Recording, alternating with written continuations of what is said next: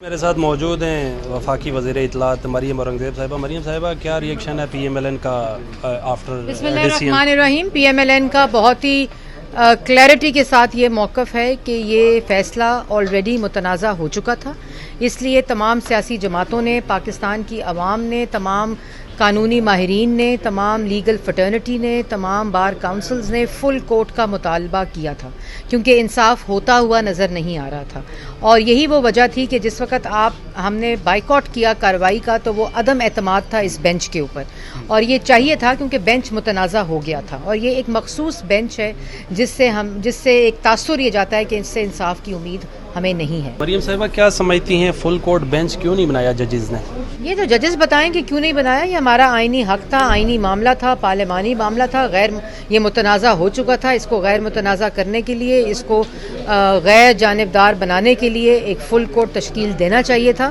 اور یہ کیا مطلب ہے کہ نواز شریف پارٹی ہیڈ ہو تو اس کو ہٹا دو کیونکہ تمام اختیارات اس کے پاس ہوتے ہیں؟ عمران خان خط لکھے تو 25 ووٹ ہٹا دو، چودھری شجاعت خط لکھے تو 10 ووٹ نکال نہیں گنے، ان کو گن لو تو، اور نہ گنو، چودھری شجاعت پہ نہ گنو، تو یہ چیزیں جو ہیں یہ مذاق ہے۔ مریم صاحبہ، آرٹیکل 63 میں تو لکھا ہے واضح طور پر کہ پارلیمانی پارٹی کا ہیڈ ڈیسیژن کرے گا، لیکن پارٹی ہیڈ تو نہیں۔ اس کی تشریح 63A کی ہو چکی تھی نا، جو سپریم کورٹ نے کی تھی، جس پہ 25 ووٹوں کو ڈی سیٹ کیا گیا، ان کو گنا نہیں گیا، ان کے اوپر بائی الیکشن ہوئے۔ یہ سپریم کورٹ کا فیصلہ تھا کہ پارٹی کی ہدایت آ گئی تھی عمران خان صاحب کی، انہوں نے کہہ دیا تھا کہ ووٹ نہیں ڈالنا، انہوں نے ووٹ ڈالا ہے، یہ 25 ووٹوں کو ڈی سیٹ کر دو، ان کو گنو مت، اور ان کو ڈی سیٹ کر کے بائی الیکشن بھی کرا دو۔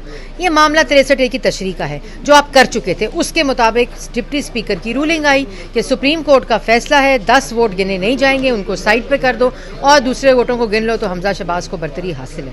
اور کیونکہ وہ چودھری شجاعت کا لیٹر تھا تو وہ حرام ہو گیا، عمران خان کا لیٹر جو ہے وہ جائز ہو گیا۔ اور یہ فیصلہ مزید جو انگلیاں اٹھائے گا انصاف پہ، اور ہم بہت کلیئرٹی کے ساتھ، میاں نواز شریف صاحب نے عدلیہ بحالی کی ایک تحریک شروع کی تھی، انشاءاللہ یہ جدوجہد اس کا دوسرا باب کا آغاز ہو گیا ہے، اور جو پارلیمنٹری سپریمیسی ہے، آئین کی بالادستی ہے، وہ انشور کرنا پارلیمان کا فرض بھی ہے اور پارلیمان کا حق بھی ہے، اور انشاءاللہ کریں گے۔ اس ڈیسیژن کے بعد کیا سوچا ہے؟ اور آپ کے وکلاء کا سائیڈ لائن ہو جانا بینچ سے، کیا سمجھتی ہے؟ آپ کے وکلاء ہوتے تو مزید دیکھیں، ہمارا وکلاء نہیں تھے، تمام پٹیشنر جو گئے تھے سپریم کورٹ، ان سب نے بائیکاٹ کیا، ان تمام وکلاء نے بائیکاٹ کیا۔ اس لیے یہ خالی مسلم لیگ نون کا معاملہ نہیں ہے، اس کو آپ جماعتی معاملہ نہ سمجھیں، یہ پاکستان کے آئین کا معاملہ ہے، پاکستان کے آئین کی تشریح کا معاملہ ہے۔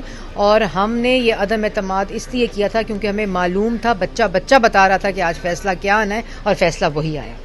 کیا اب اگلا لائے عمل کیا ہے؟ جماعت بالکل مشاورت کر رہی ہے، اور انشاءاللہ آئین کے بالادستی پہ اور پارلیمنٹری سپریمیسی پہ کوئی سمجھوتا نہیں ہے۔ ریویو پٹیشن میں جائیں گے آپ؟ کیا جی، ہم نے فیصلہ صبح کیا ہے، اس کے اوپر قانونی مشاورت جاری ہے، جو بھی فیصلہ ہوگا وہ اناؤنس کریں گے۔ مجھے یہ بتائیں، میاں نواز شریف پاکستان آ رہے ہیں کیا؟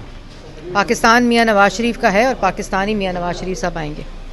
جی ناظرین، میرے ساتھ موجود تھی وفاقی وزیر اطلاعات مریم اورنگزیب صاحبہ۔ انہوں نے سپریم کورٹ کے فیصلے کے بعد ہمیں انٹرویو دیا۔ آپ نے میزبان بلال عباسی کو دیجیے اجازت، اللہ نے کے بعد۔